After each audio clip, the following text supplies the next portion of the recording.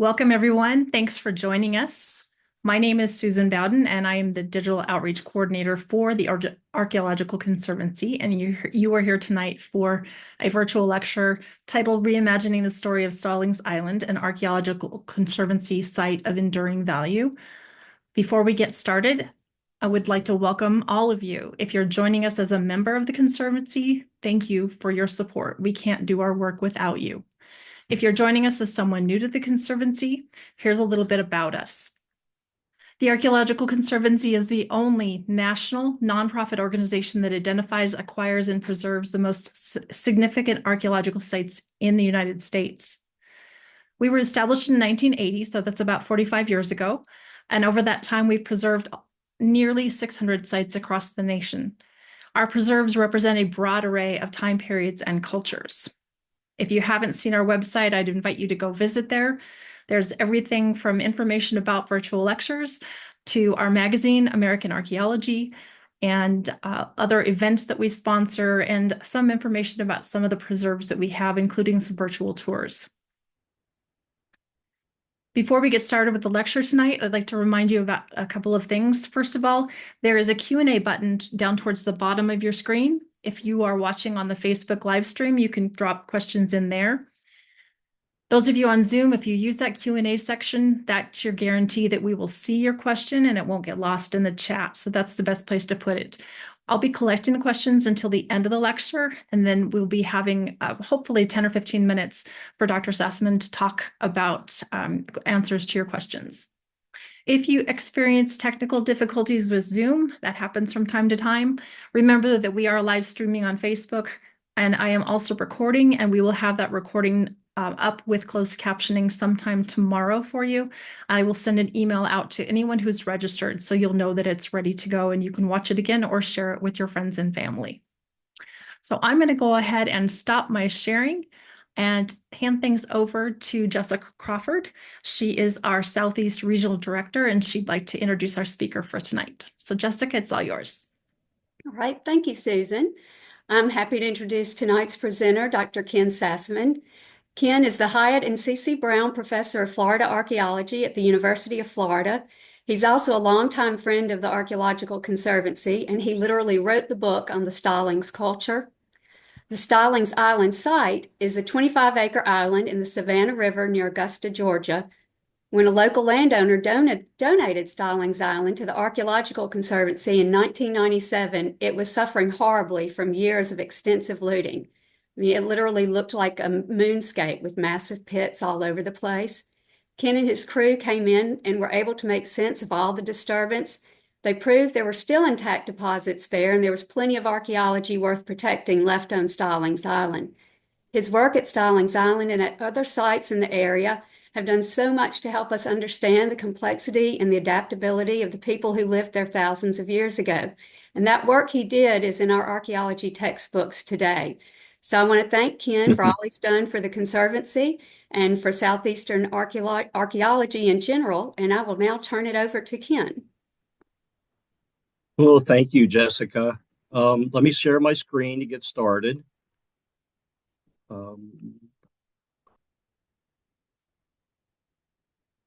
And I hope everyone can see that.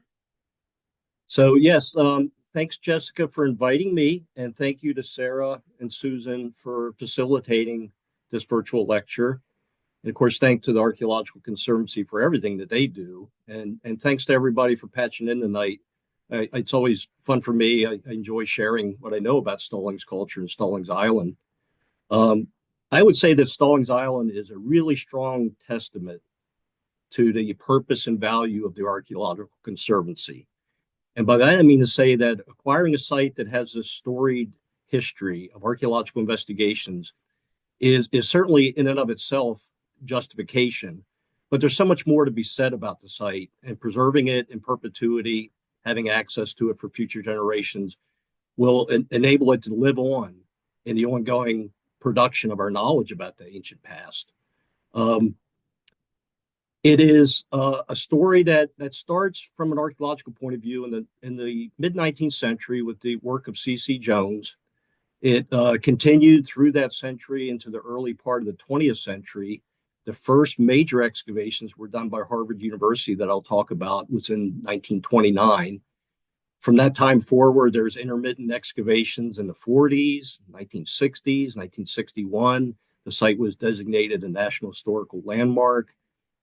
Some additional work between then and the late 1990s, mostly unreported. But in the late 1990s, the Conservancy acquired the site. My students and I, in my first year at the University of Florida, came and did some work there in 1999 under sponsorship of National Geographic.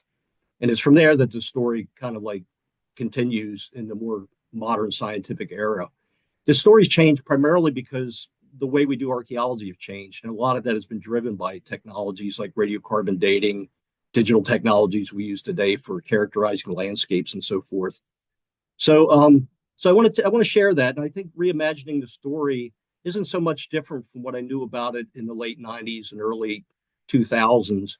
But we have like refined it a little bit through the application of some of this high-tech methodology, working primarily with extant collections. But the site still holds, as Jessica said, it still holds intact deposits worthy of preservation in the long term. So what you're looking at here is a view from the Georgia side. It's the first time I saw the site, the first time I visited the site in the late 90s, just before the Conservancy acquired it. And this is an island about 25 acres in the middle of the Savannah River between Georgia and South Carolina. Go to this map, it'll help. Let me get this thing to advance. There we go. You can see in the bottom left there, that inset map where Stallings Island sits just below the Stevens Creek Dam. It's kind of difficult to understand what this looked like or appreciate what it looked like before the river was dammed. The Stevens Creek Dam that you see there just upriver from Stallings Island was constructed in the 1920s. But downriver is the Augusta Locken Dam, which would have affected the impoundment from that point upriver and flooded what would have been at the time before the dam was built, a really rocky, shoaly environment. I call this the people of the shoals because I imagine that like the Broad River in Columbia, on low water days, you could almost ford the river jumping from rock to rock. You certainly can take advantage of that for fishing and for capturing turtles and netting and things like that. So it's kind of hard to appreciate what that environment looks like, but it would have been really productive for shellfish, for fish, other aquatic resources. And again, a place where you could cross the river. If you look at the bigger map, you'll see that Stallings Island actually occupies what is the regional distribution of sites that contain early pottery and the deposits of freshwater shellfish. And then on the coast, of course, saltwater shellfish as well. So Stallings culture, not the island itself necessarily, but what's called Stallings culture, dating between 4,500 and 3,200 years ago, really is a regional culture that is distributed pretty broadly from the area of Stallings Island downriver. It also includes the Ogeechee River and the coast of South Carolina and Georgia. But I want to make this point that Stallings Island really is on the margins of this. It's upriver. A little bit further upriver, Lake Spring is another site very much like Stallings Island. But it's not central in the distribution of early pottery or shellfishing. And part of that's ecological because of the distribution of things like Spanish moss for making this early pottery. They tempered that with Spanish moss. That's why it's called fiber tempered. And of course, freshwater shellfish can't be found everywhere. So we're really getting out of the zone of availability as we move upriver there. When I end this talk, though, the point is that I'll make is that beyond the ecological aspects of it, there's a history here that can only be understood by looking at the regional interactions of people upriver and people living downriver. Stallings emerges as a culture through the interactions of these historically distinct people to become something that was novel, innovative, and really elaborate, incredibly elaborate in terms of the pottery itself and other material culture. The site itself, Stallings Island, has a date range of 4,900 to 3,700, so it predates Stallings culture, and it is abandoned before Stallings culture disappears on the regional landscape. It all starts with this son of a preacher man, Charles C. Jones, who spent a good bit of time in his youth in Columbia, but ultimately became the mayor of Savannah, Georgia. And before that, I think he traveled up north to get an education at what is now known as Princeton and then Harvard Law School. As you're going to see throughout this talk there, that Harvard pops in and out of this. It's almost as if this is the Harvard of the South, or where Harvard students, whether they were in archaeology or some other field, ended up, scratching around the surface and collecting artifacts and bringing things back to the Peabody Museum. His digging was haphazard by our standards today, and he was really trained and focused on the recovery of human remains, or at least detecting them. So his sense of the island was that it was an acropolis, that it was actually never really occupied, that people would come there to inter their ancestors, but it wasn't a settlement. Of course, he didn't have any notion of what it dated to. He could guess that it was old, but he had no sense of how old it was actually. And he didn't really dig enough to know that there was other things besides burials at the site. So it's kind of a characterization, a narrative of Stallings that lasted for decades, that it was the island of the dead. In 1929, the Peabody Museum sponsored the largest scale excavation, and this was after several decades of work by a fellow named William Claflin of Belmont, Massachusetts. He would come down. He's also a Harvard grad. He came down and did excavations in the first 2 decades of the 20th century. And then, even though it's not in the report that he issued in 1931, the landmark report of the Cosgrove's work, rumor is that he bankrolled it. So he certainly was a wealthy businessman. The Cosgroves were trained by A.V. Kidder and did work in the Southwest, as did Claflin. So they were pretty accomplished technically in doing archaeology, and knew very well that it would take systematic investigations to truly understand what went on there. So I think the upshot of that report that was issued in 1931 was that Stallings is far more than a cemetery or an acropolis. It really was a village, a large-scale village, an intensely occupied village. And they were right about that, but the mistake that they made was conflating the components of a history that spans 1,200 years. And they also wouldn't have known at the time what that dated to. This is pre-radiocarbon dating. So they got it right in the respect that it was more than an acropolis, it was a village. But conflating those components was something that endured for years, that somehow Stallings Island had one culture called Stallings Culture, and it explained everything that was deposited there. Yeah, the photograph in the upper right is part of the frontispiece of that report, a fold out. It's a spectacular picture. And to this day, I can't quite understand how they got that view. I'm not sure that those pylons that were installed there, as you can see in the bottom left, there's these big squares. Those are electrical pylons to convey the electricity from Georgia to South Carolina side. I don't think they were installed yet, but I'm not quite sure about that. So we return, we get to Stallings Island in 1999 after the Conservancy acquired it in 97, early 98. And I've got this quip here that I called Return to the Island of the Looters rather than the Dead, dispensing with the idea that it's an acropolis. And now looking at the major character, the condition of the site, as Jessica mentioned, was like a moonscape. As you can see, you can appreciate that with all these divots. Our excavations are trained primarily on salvaging what we could from large-scale looter activity by profile facing these existing holes, getting down to the clay basement, and then, obviously collecting samples for radiocarbon dating, archaeological analysis, plant remains analysis, this sort of thing we do in the modern era, of course. The other goal that I had in doing this was to try to find the Cosgrove's Trench so that we could kind of rectify their map with the modern investigations and start looking at spatial patterning. It might suggest to us what the size and structure of that community was like at any point in time. This is a Ken Garrett photograph, National Geographic. I asked him to try to emulate the photograph from the 1931 report. And he did a great job. He climbed up that pylon, and no sooner did he get there on site, he's that famous photographer for National Geographic that, did things like went to the Amazon and got underwater and put his camera at the water's edge to see caiman and anacondas coming at him. So he's really intrepid. And he climbed to the top of this thing. He got this picture before we even knew that he was up there. So our goal was to open up these excavations of the 1929 expedition, and also to do some salvage work at the locations of looting. And we mapped all the looters. So I can't remember how many there were, but it was well over 150, I think.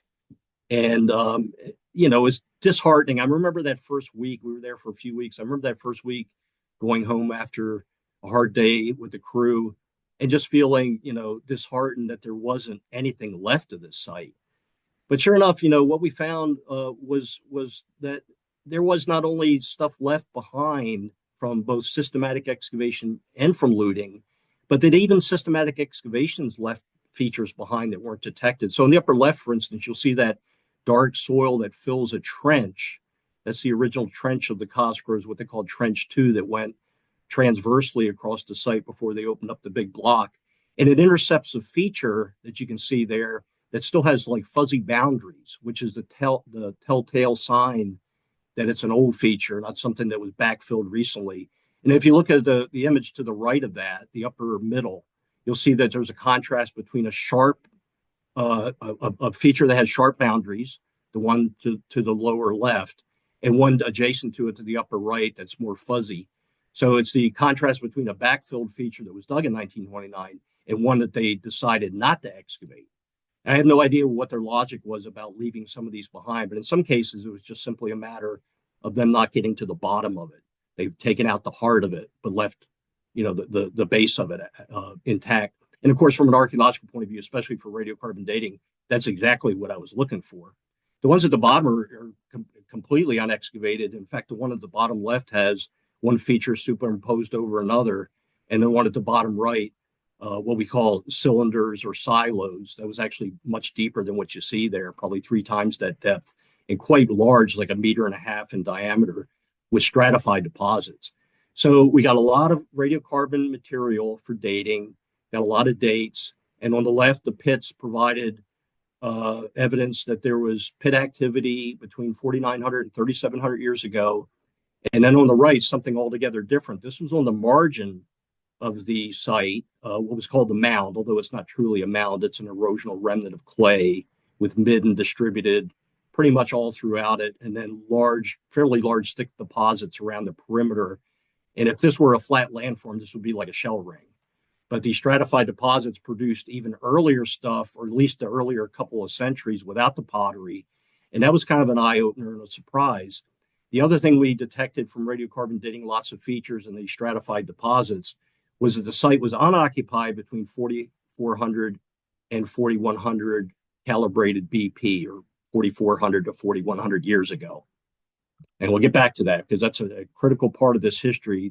The 3 centuries when it wasn't occupied, there was a lot of activity going on around it, but nothing going on necessarily that left archaeological residues directly on the site.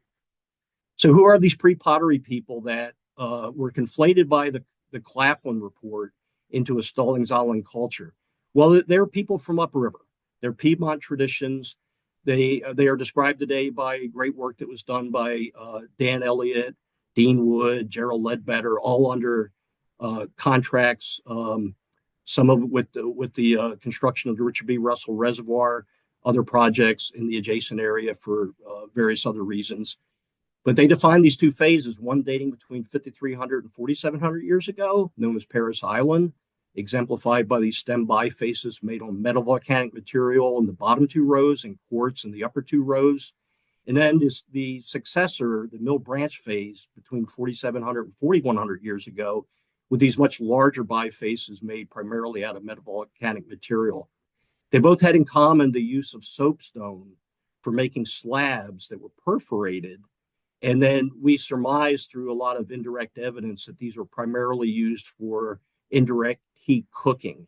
Before pottery, there would have been basins like you saw on the previous slide, perhaps lined with hide, but didn't have to be. The clay could be, you could build a fire in that clay and you got yourself essentially an in-ground pot.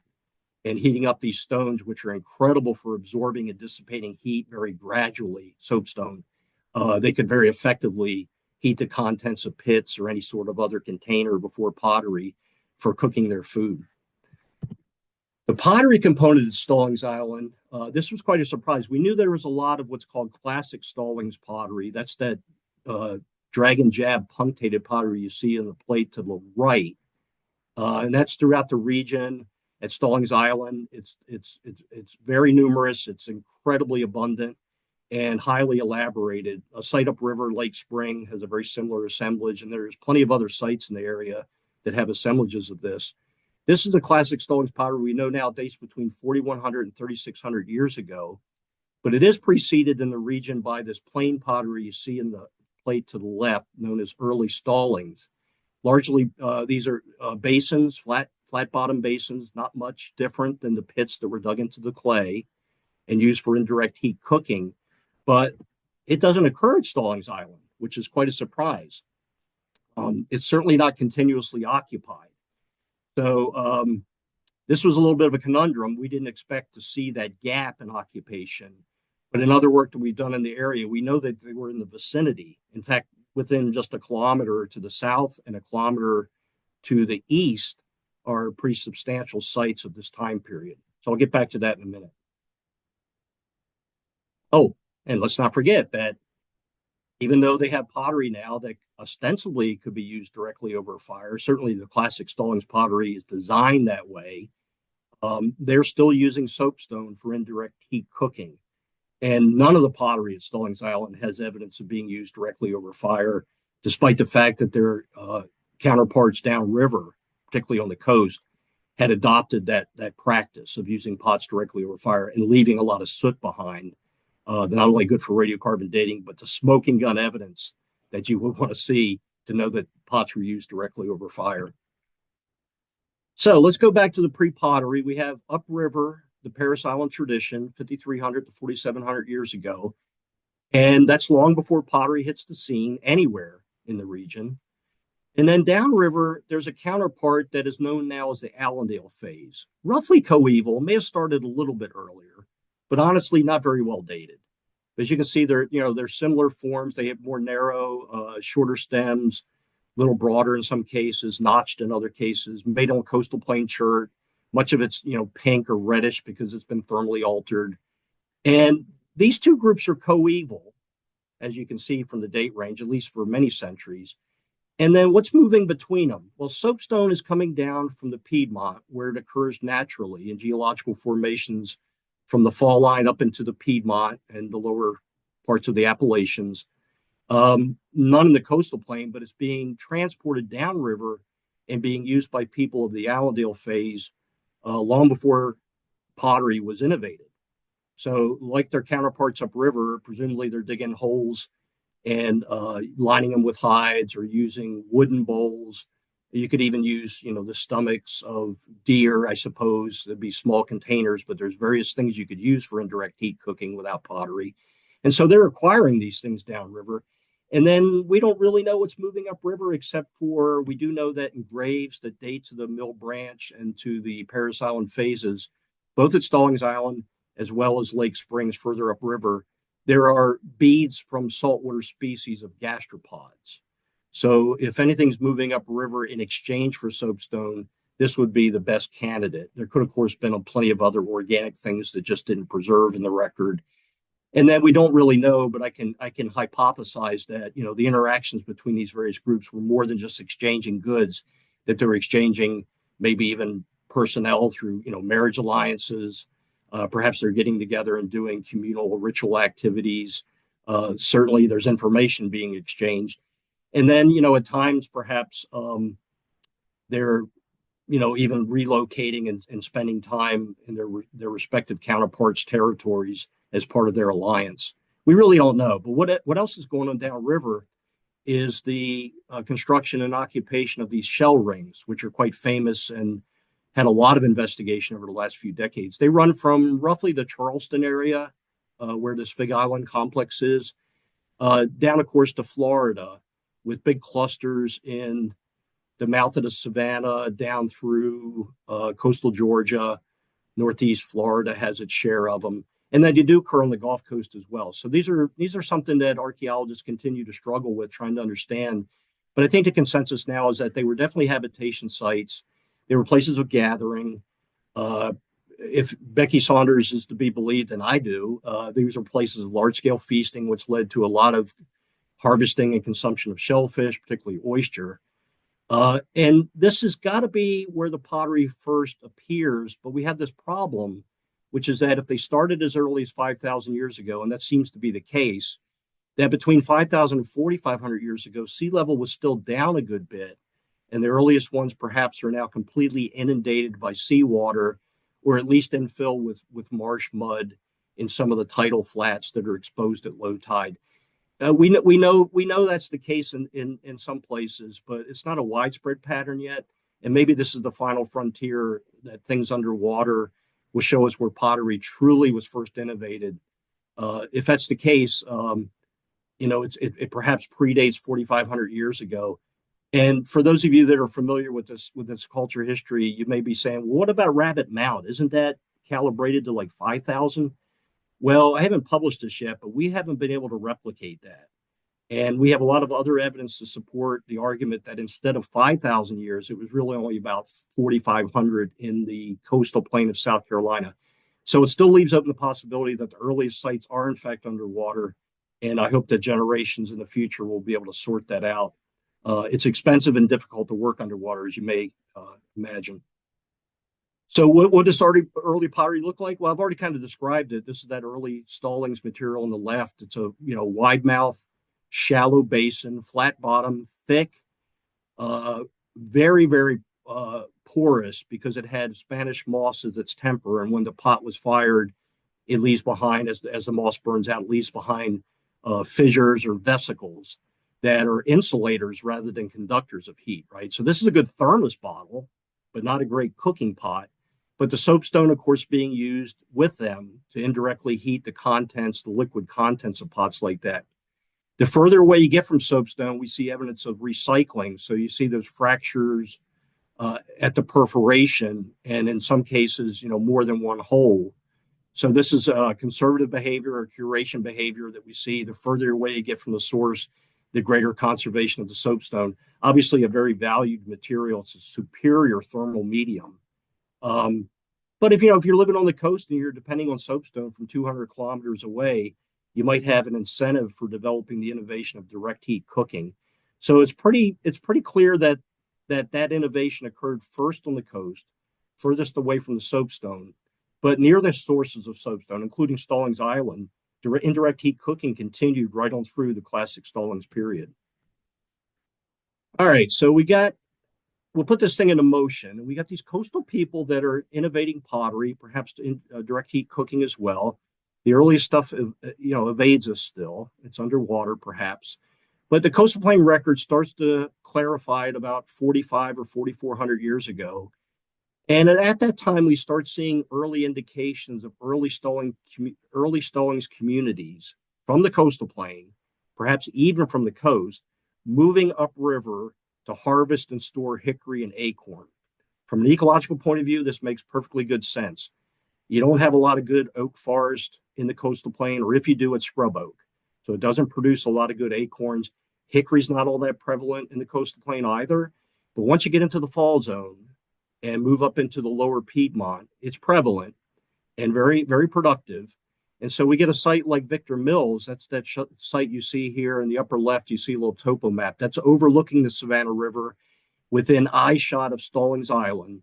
In fact, in the illustration of my book, People of Shoals, those people in the foreground are working at Victor Mills, processing acorn and hickory. And in the background, you'll see Stallings Island. This is a bit of a mashup. I've conflated time here. The Stallings Island occupation is yet to come, but this view that we had for the purpose of illustrating the history kind of conflates those two periods, almost the way that the Cosgroves and Claflin conflated the components there. Call it poetic license, I suppose, to do things like that, but it makes the point. So they're moving up to get acorn and hickory. That would be the fall.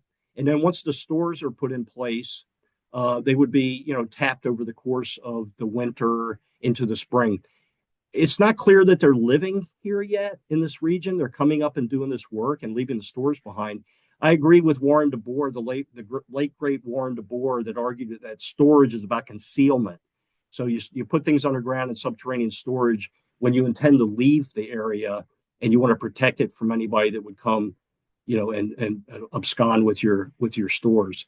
So this is going on. And when this goes on, simultaneously, we see a pretty dramatic change in the Piedmont traditions, particularly the Mill Branch phase of 4,700 to 4,200 years ago. So after a few centuries, the Mill Branch people who had occupied Stallings Island and buried their ancestors there, they abandoned the area as the early Stallings communities move into the area. And at the same time, we see this elaboration of material culture.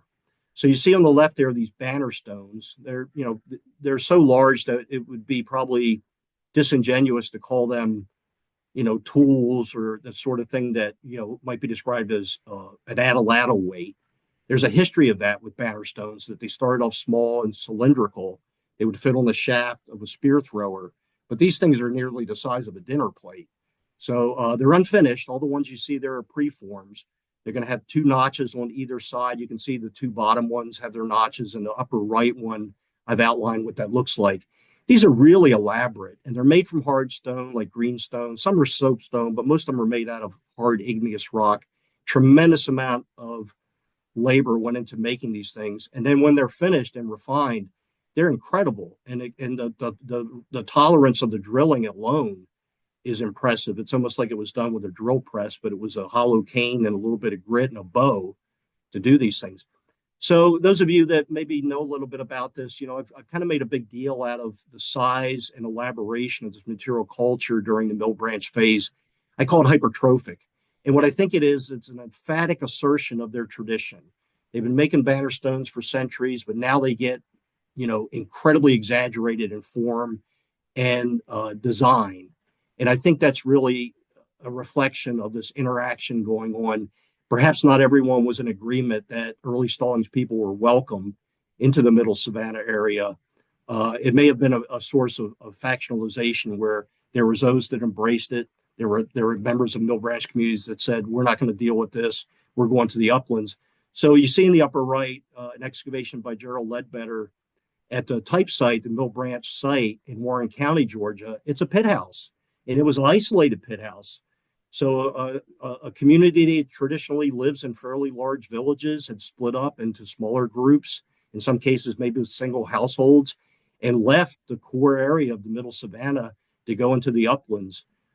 Thereafter, we don't see them returning in traditional form, but I do think that some of the factions of this cultural tradition remained in the area and beget together with their early Stallings counterparts downriver, beget what we know as classic Stallings culture at Stallings Island. Okay, so the other part of the story here is the collections of Claflin that are curated at the Peabody Museum at Harvard. They're vast, they're pretty well documented and pretty well curated, but very little was published on them. There's certainly, dribs and drabs of information in the report that Claflin issued in 1931, but he had collected his own private collection. This is, well beyond what they excavated in the 29 excavation there. I've been up there twice now. It's been a while. I got to get back again. Like a kid in a candy store. I could stay there forever and pull out tray after tray. And what's really valuable is not the objects themselves, but the associated documentation, none of which is published in the report. And when you get the documentation out, you actually can associate the artifacts to particular pit features. It's not something you could find in the primary reporting of the site. And also we can take it a bit further and kind of parse out the pit features that contain classic Stallings pottery, the highly decorated material, from those that lack it. And when we do that, we start seeing patterning that doesn't show up in the plan view you've seen on the left here. Certainly the Cosgroves did a great job parsing out burials from hearths, from pits. But again, they conflated all the components. So we can't really look at patterning in this. It doesn't really represent anything. It looks like a scatter shot of random pits all over the place. So having the notes and going to the collection and kind of like, cross-tabulating all that information, in addition to one other thing that happened in the interim, which was the work we did at Mims Point, which is upriver on the South Carolina side at the confluence of Stevens Creek and the Savannah River on U.S. Forest Service land. That was a site that was also being looted, and the Forest Service requested our help. That was still at the University of South Carolina Savannah River research program there so just across the river. And we went up there and did some salvage work on 3 occasions to find a village that had been badly damaged, not only by looters, but by later period occupations. Lake Woodland Wall Trench, you can see there in that plan in the upper central part of this. But what we got out of this from looking at the feature distribution was that this was going to be a small circular village, no bigger than maybe 30 meters in diameter, with about a 15-meter diameter central area that's largely devoid of features. So, arguably a plaza or, some common space of a village that really wasn't all that large, maybe no more than 7, 8 households altogether. And only 2 of them we documented pretty well. But there's the pottery from it in the upper right. And then you can see the bifaces, largely coastal plain oriented. So I think that what we see at Mims Point is a classic Stallings village that has a very strong coastal plain orientation. Stallings Island, on the other hand, has a much stronger Piedmont orientation. And these are within 1 kilometer of one another and fully coeval. So we get this kind of diversity playing itself out in different communities that are obviously interacting with one another, but maintaining some modicum of distinct heritage or legacy that dovetails into different parts of the greater region. So when we look at that model from Mims Point and we place it over our analysis of data from the Peabody Museum and looking at the Cosgrove's plan, I can infer a circular village roughly the same dimensions. And then when we look at the distribution of the human interments, the ancestors buried there, they're concentrated in what would be the plaza. And this is the only place in the landscape we know that this took place. So maybe true to Cici Jones, it was something of a necropolis, but it was a village too. So the Cosgroves were right. Cici Jones was somewhat right. We put it all together. This is what it looked like during the classic Stallings phase, the height of occupation there, but with a history of Piedmont occupation of Mill Branch and Paris Island communities, and then the influx of these coastal plain people a few centuries before this really took off. 2 other things I want to tell you about before we close, and that's the things that are unusual about the assemblage of Stallings Island. One is that it's one of only 2 places, Lake Spring upriver is the other, that has a large number of carinated vessels. The ones you see here on the right. You can see the profiles of the things. They have shoulders that turn the rim inward, like a cazuela bowl of the Mississippian period. And we know from the work that people like David Hawley have done that these are largely serving vessels. It'd be terrible to pour out of. So the kind of food served in them, if they were liquid based, would be dipped out with a cup or a dish of some sort. And there's a lot there. I think they make up like 15% of the vessel lots that we were able to reconstruct from the Peabody expedition, the artifacts that are stored up at the Harvard Peabody Museum. The graphs on the left are from petrographic analysis. And this is one of the things we've done recently is apply neutron activation analysis to the pottery to determine the provenance of the clay, and petrographic analysis to determine the fabric of the pots and the choices that potters made about adding things like sand, certainly the fiber. So the upper one shows that the blue is the carinated vessels and the gray is all the other vessels from both Stallings Island and Lake Spring. And the numbers there you can see in the upper right if you're interested in sample size. They're not large because it's very time-consuming, tedious work to do this. So they're not much different in terms of fiber, but the bottom one really shows that they're really sandier, and the sand that's in them is much coarser. The neutron activation data that went along with this showed that the clays for these vessels were coming from upriver. So these vessels were made upriver, several tens of kilometers at a minimum, and then delivered here at Stallings Island for ritual gatherings, perhaps, and communal feasting. They certainly are large. Some of them are 50 centimeters in diameter. They would have been quite large, not the thing you would expect for household consumption. And then the other thing that's kind of unusual, not exclusive to Stallings Island, but it is unusual artifact type that I think that Claflin and the Cosgroves recognized as a projectile of some sort.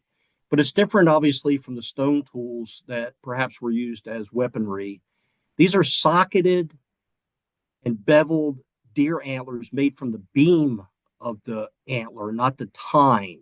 It's not unusual to see tines modified and used as projectile points. or some sort of weaponry. But this is the beam. This is the thick part. And they've been beveled and they've been socketed. And my wife, Megan Blessing, is an archaeologist, a brilliant zooarchaeologist. In the work that she did with us up at the Peabody, was also able to detect something that Claflin suspected, but other zooarchaeologists downplayed, which is that there's a good number of bones from sturgeon at Stallings Island.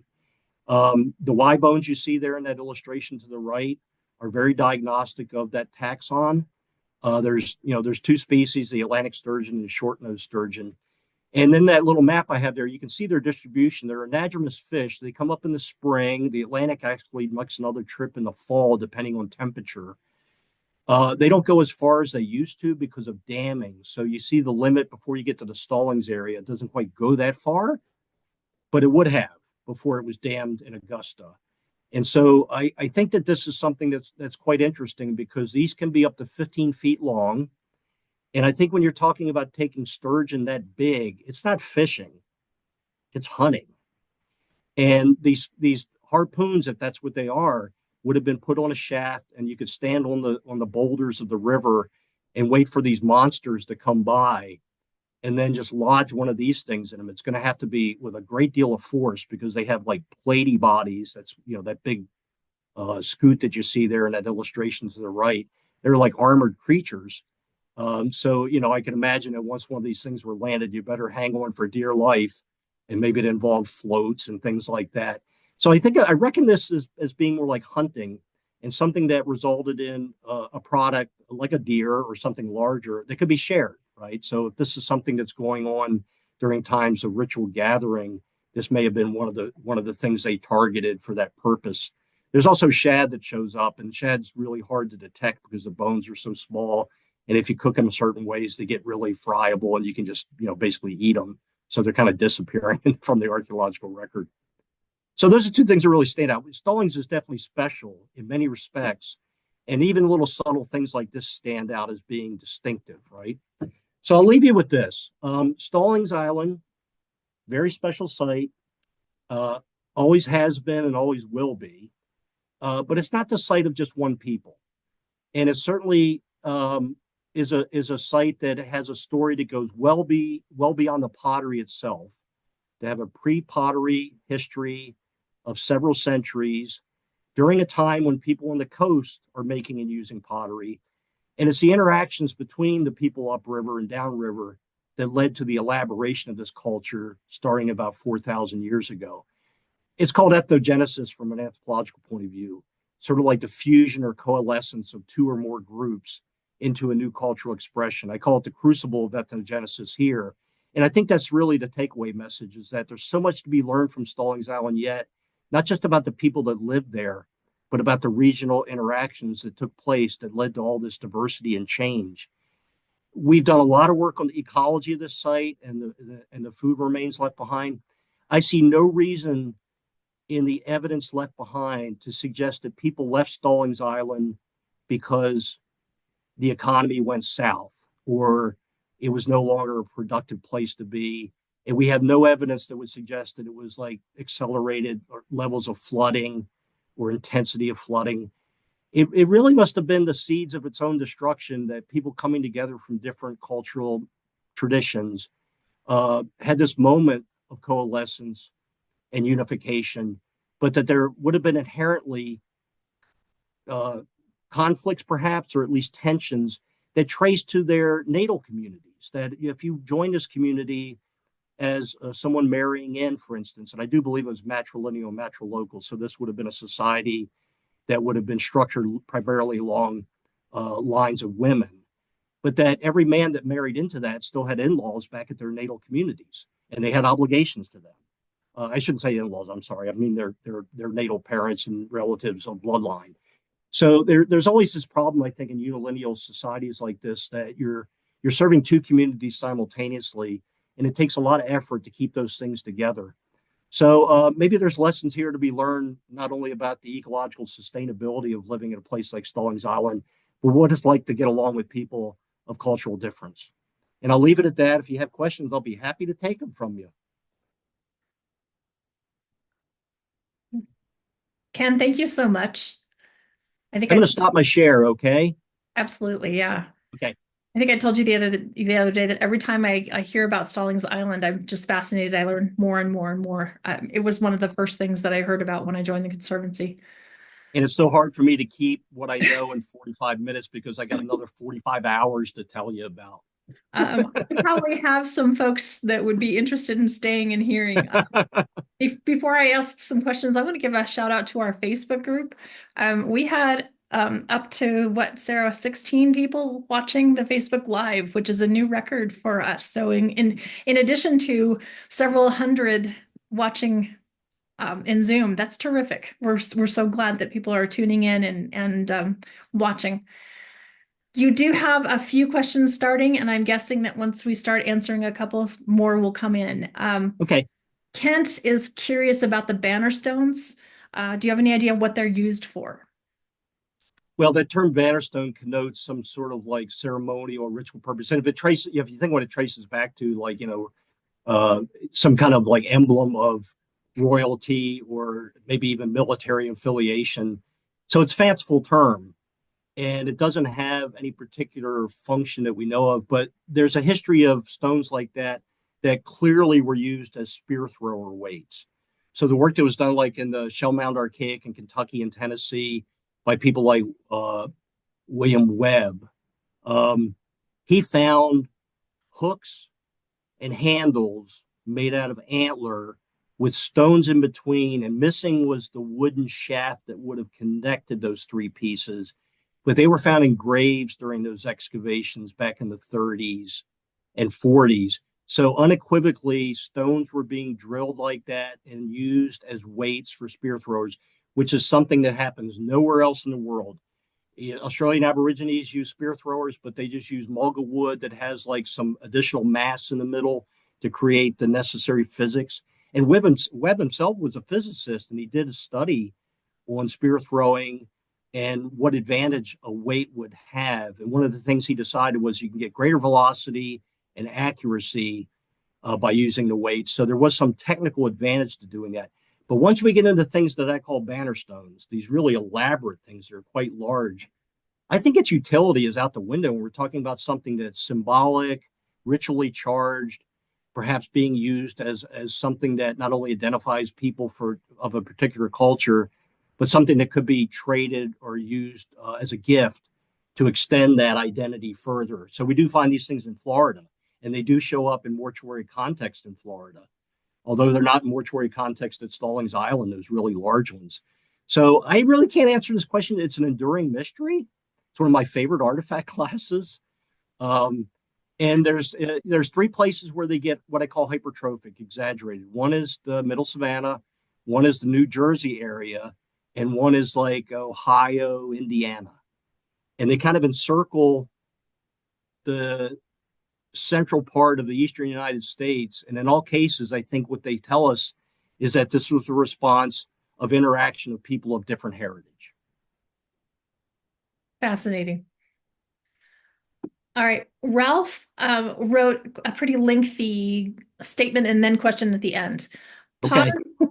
Pottery developed much earlier in South America and seems to have spread north to Central America by about 2100 BCE, but Stallings is earlier. So did pottery develop separately in North and South America and separately in the Old World, presumably? Is there consensus on this issue? No consensus, that's for sure. Never has been. I don't think there ever will be.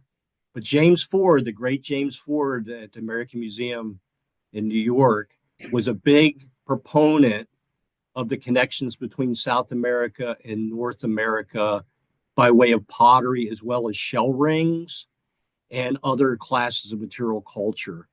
So I'm also of the opinion, I'm very open minded about this, that we're going to find eventually solid evidence for connections through the Antilles between Northern South America and Florida.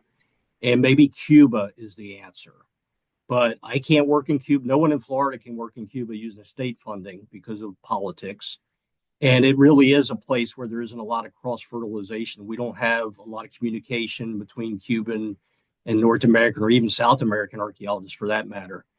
Um, It's clearly the case that they could have easily traversed the waters. I shouldn't say easily because of the Gulf Stream, but they could traverse the waters and dug out canoes. That's not a problem. Um, I don't know if we'll find the evidence in my lifetime, but I certainly hope before I die that somebody connects the dots here. If it's independent, it's kind of funny that it all kind of happens roughly about the same time. And there's certainly, again, other things besides pottery, like the shell rings. So Reichel Dolmatov, right, the Colombian archaeologist, I think he was Colombian. Puerto Homega was one of the shell rings that dates to about 5,000 years ago um, at the Orinoco, right?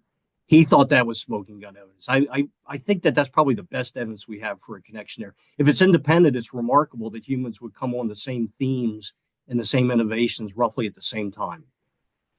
You might know, it's a good question, but you might know that there was a lot of pushback against diffusion and large scale migrations during the heyday of what's known as new archaeology.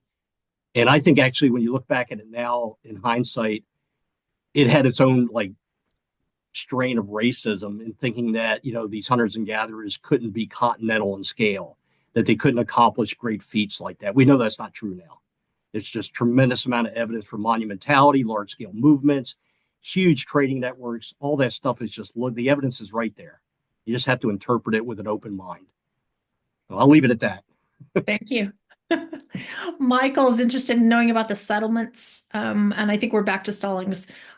Were they occupied year-round, or were there broadly spaced residential moves, and did they have satellite camps that were used seasonally? Yeah, this is the other 45 hours that we need. It's I think it's pretty safe to say that there was at Stallings Island during the classic Stallings phase, when all that elaborate pottery was made, the circular villages were occupied, the ancestors were buried in the plaza. I think during that time, there was always a resident community year round. That doesn't mean people weren't coming and going all the time. I think it's one of the things we learned in Florida with some of our early shell mounds was that they're large in scale, but we don't have a lot of evidence for large scale settlements. So why are they so large? Well, they're so large because people gather there in large numbers. And I'm very much of the opinion, and I have in Florida good evidence, I don't have it for Stallings yet, that it was tied to ritual calendars that were, things that people could observe at a regional scale, like solstices. No matter where you are in the region, if you're paying attention to the sun's rising and setting on the horizon, you know where the standstills are. Third week of June, third week of December. If you're keeping track of that, it's time to move from Savannah up the river to go join everybody at Stallings for the big festivals, the big world renewal ceremonies, whatever they're doing, right? Maybe it's ancestral worship, mortuary ceremonialism, all that sort of thing. So I think there's always a resident population. That circular village is dinky. It wouldn't have been more than 60, 70 people max if all those houses were occupied simultaneously. So yeah, and then the greater area. So I didn't get a chance to talk about, there's not enough time to talk about Ed Marshall's site and Mims Point I mentioned, but these are coeval villages. So I think the totality of the middle Savannah during classic Stallings time was probably in the order of about 200 to 300 people distributed in maybe 4 or 5 major settlements, and then smaller ones. It's hard to know if they were coeval at any given moment in time. The coarseness of our control of time, plus or minus 50 years, right? That doesn't really help us much. I have I have Southwest envy for dendrochronology. The pueblos of the Southwest, they can nail it down to the year that they were constructed, when they added rooms to pueblos, when they were abandoned. We don't have that kind of resolution. So I have to make hypotheses that I can try to test with independent data. And I don't think I'll ever be able to answer that question authoritatively. But I think the answer in short is that there's a resident population. They hosted a lot of guests. There were other residents in the area that had small communities. They were part of the guests too. In any given time, maybe there's only 40 or 50 people at Stallings Island. At other times, 300 or 400. Okay. Thank you. Sure. So Dan Elliott just wanted to say hello, Ken, and to the Archaeological Conservancy folks. Oh, Dan, one of the greatest archaeologists of all time. And in my inspiration for Soapstone, for sure, I think he goes by Dr. or Mr. Soapstone sometimes. Hi, Dan. So Alice Kehoe dropped a note in here and said that you would know where this question's coming from because it's her. What was impressed onto the sherds that looks like FIE basketry? Oh, well, it's punctated with the stylus, and they take all different forms. So some are like a lot of them are triangular or subtriangular. But Alice is driving at something that John Blitz published in American Anthropologist a while ago, that they look like skeomorphs. It looks like they're doing drag and jab punctation to emulate the weave of a basket. And I love this argument. And John's great. He's brilliant. And he came up with this argument and published it years ago. It's gotten a little traction. One of my former grad students sees a similar sort of skeomorph in a pottery type called Tick Island, incised in the middle St. John's River Valley. So skeomorphs being, a form in a medium like clay that emulates an existing technology, in this case, basketry. That could very well be the case. We have zero basketry preserved at any stalling site that I know of. If you want to look at fabric and basketry in the greater Southeast, you got to get to the saturated sites or you got to get to the cave sites where the preservation is a little bit better. Despite all the shell, which preserves the bone and charcoal and all that, we've never recovered fabrics, basketry, anything like that. I will say, however, though, and I think Alice would appreciate this, that sometimes on the bottoms of these pots, and it was probably inadvertent when the pot was still relatively wet, sitting on a basket or a mat, it took the impression of that and then got fired and became permanent. So we can see sometimes evidence of what mats and baskets may have looked like or fabrics may have looked like, but it's pretty rare, unfortunately. Sure. Hi, Alice. All right, so we've got about 3 minutes left. I'm going to try and move you through some questions here. Lisa would like to know if you ever found human bones in the excavations that you did. Oh, Lord. Yes, sadly, it's NAGPRA. NAGPRA was passed in 1990. I think it took the profession at least a decade to even like come to grips with what all that meant, and we're still way behind the curve in terms of being compliant. But it's a different culture and it's a different world now. I'm totally different to NAGPRA and Native American sensibilities about repatriation. And it's up to, the institutions, my own included, University of Florida, to, do due diligence, to identify the remains, to go through the process, the NAGPRA process of making them available for repatriation. So it's Harvard's responsibility to deal with the 80 some individuals that they have from Stallings Island. That's from the 1929 excavation. I think some of those individuals that they have also came from earlier excavations there. The individuals, the bone that we ran into in the 1999 excavation was not removed. It was, and we had at the time a consultant with the Georgia Council of Native Americans. I don't know what their title is officially. It was a long time ago, but we did have a Native American representative there, and we were granted permission to document, but not exhume, and I wouldn't have done that anyway. What's really sad is that they were the subject of looting too. So one individual that we were able to document was badly damaged from looters, and they left trash behind. It was just incredibly disheartening to see that. It's different. When I started in the business, this wasn't even a question. My first paid gig was doing a salvage operation of a Hopewell period mound in Illinois. And it was, in the way of a highway, and it got out of the way. But, were that to happen today, the highway would be, right? So, yes, the answer to your question short is yes. The process of coming to reconcile that, to be compliant with the law and to moralistically be where we need to be, that's work in progress. Thank you for that update. All right. I think what I would like to propose is capturing these last questions. That you've got some folks that really wrote some thoughtful questions. Would you be willing to entertain those via email for me? Absolutely. And I'd then love to. I can gather those answers up and I will send out a follow-up email for everyone so that they all will have a chance to see the answers to those questions. That way they're not lost. Great. Thank you. Okay. So we've come to our 6 o'clock time frame. I want to thank you for being here with us, for being willing to chat with us for an hour. Jessica, I want to thank you too for your introduction and for being here to support. And Sarah, you're always my my support in the back end, getting Facebook running and making sure it's all going. Ken, may I drop your email address in the chat? Are Yeah, you? you have it. Sassaman Yep. at ufl.edu. Yep. I'll be happy to talk with anybody interested in Stallings archaeology. So you can hear the other 48 hours if you email Dr. Sassaman. All right. Thank you Susan, so much. could I real quick give a shout out to our local site stewards? Absolutely. Stallings Island, we could not manage Stallings Island properly if not for the staff at the Stevens Creek Hydroelectric Dam, which is just literally right across the river from Stallings Island. The staff is amazing. Also, two of the local outfitters, Cole Watkins and the great Andy Culvert, and also the Savannah River Keepers group. I mean, when we have crises or things we have to deal with on the island, these people step up for us every time. And I really, really want to thank them. Absolutely. Thank you, Jessica. I'm glad that you said that. Michelle, I dropped Ken's email in the chat line. It's sassaman@ufl.edu.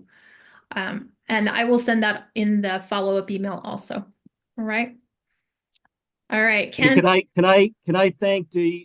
Can I thank you three again, and then the Archaeological Conservancy, as well as all your members.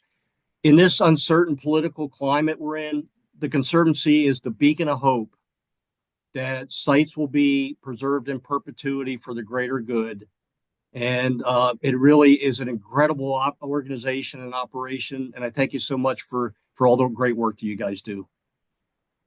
Thank you. And I'll make sure that I pass that on to our president and the rest of the staff. We appreciate it. All right. With that, everybody watch for the recording to be dropped onto YouTube tomorrow. Have a nice evening. Thanks. Bye, everyone.